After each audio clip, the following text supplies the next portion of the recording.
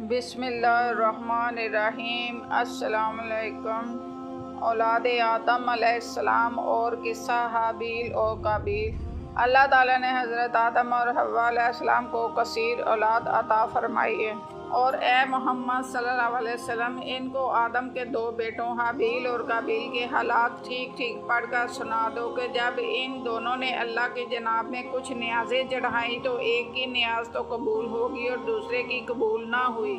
تب قابیل حابیل سے کہنے لگا کہ میں تجھے قتل کر دوں گا۔ اس نے کہا کہ اللہ پرہیزگاروں ہی کی نیاز قبول فرمایا کرتا ہے، اور اگر تو مجھے قتل کرنے کے لیے مجھ پر ہاتھ چلائے گا تو میں تجھ کو قتل کرنے کے لیے تجھ پر ہاتھ نہیں چلاؤں گا۔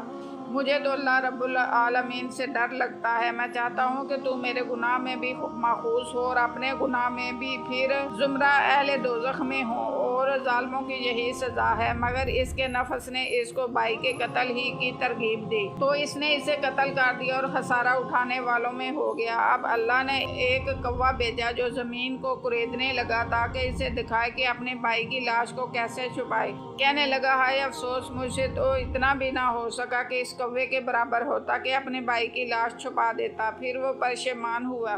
متعدد صحابہ کرام رضی اللہ عنہ سے روایت ہے کہ آدم علیہ السلام ہر لڑکے کی شادی کسی دوسرے لڑکے کے ساتھ پیدا ہونے والی لڑکی سے کرتے تھے۔ حابیل نے قابیل کی بہن سے نکاح کرنے کا ارادہ کیا، اور قابیل کی بہن زیادہ خوش شکل تھی، چنانچہ قابیل نے چاہا کہ اس کی شادی حابیل کی بجائے خود اس سے ہو جائے۔ آدم علیہ السلام نے اسے حکم دیا کہ حابیل کو اس سے نکاح کرنے دے۔ اس سے انکار کر دیا تو آدم علیہ السلام نے دونوں کو قربانی کرنے کا حکم دیا۔ حابیل بھیڑ بکریاں پالتا تھا، اس نے ایک موٹا تازہ جانور قربان کیا۔ قابیل نے اپنی کھیتی میں سے نکمی فصل کا ایک گٹھا قربانی کے طور پر پیش کیا۔ آسمان سے آگ اتری، اس نے حابیل کی قربانی کو کھا لیا لیکن قابیل کی قربانی کو چھوڑ دیا۔ اسے غصہ آ گیا، اس نے کہا، میں ضرور تجھے قتل کر دوں گا تاکہ تو میری بہن سے شادی نہ کر سکے۔ حابیل نے کہا، اللہ تعالیٰ پرہیزگاروں سے قربانی قبول فرماتا ہے۔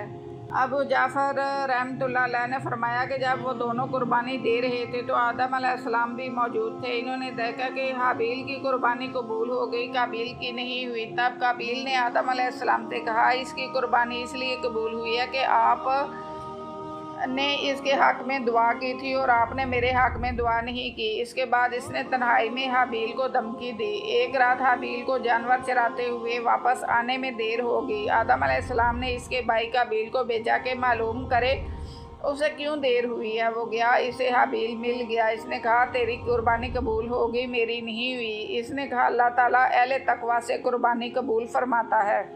اس پر قابیل کو غصہ آ گیا، اس کے پاس لوہے کی کوئی چیز تھی، اس نے وہ مار کر حابیل کو قتل کر دیا۔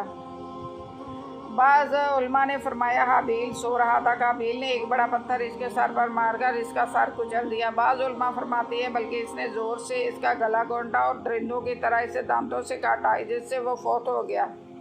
اللہ تعالیٰ نے فرمایا ہے کہ قابیل نے حابیل کو قتل کی دھمکی دی تو حابیل نے کہا، اگر تو قتل کرنے کے لیے مجھ پر ہاتھ چلائے گا تو میں تجھ کو قتل کرنے کے لیے تجھ پر ہاتھ نہیں چلاؤں گا۔ مجھے تو اللہ رب العالمین سے ڈر لگتا ہے۔ اس سے اس کے اچھے اخلاق، خدا خوفی اور خشیت الہی کا اظہار ہوتا ہے، اور اس سے اس کا تقویٰ بھی اظہار ہوتا ہے کہ بھائی نے جو زیادتی کرنے کا ارادہ کیا تھا اس نے اس کے بدلے میں ویسی برائی کرنے سے پرہیز کیا۔ اسی لیے رسول اکرم صلی اللہ علیہ وسلم نے فرمایا، جب 2 مسلمان تلواریں لے کر لڑنے کے لیے ایک دوسرے کے سامنے آتے ہیں پھر جنگ کرتے ہیں تو قاتل اور مقتول دونوں جہنمی ہوتے ہیں۔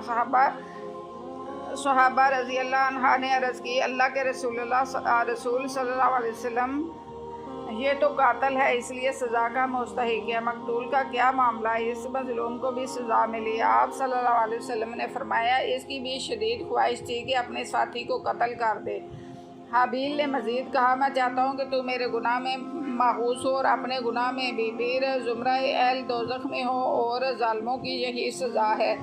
یعنی میں تجھ سے لڑائی نہیں کرنا چاہتا، حالانکہ میں تجھ سے زیادہ قوی اور مضبوط ہوں، باوجود یہ کہ تو نے ایک غلط کام کا پختہ ارادہ کر لیا ہے۔ میں چاہتا ہوں کہ تو نے پہلے جو گناہ کیے ہوئے ہیں ان کے ساتھ میرے قتل کا گناہ بھی تیرے سر ہو۔ جزاک اللہ۔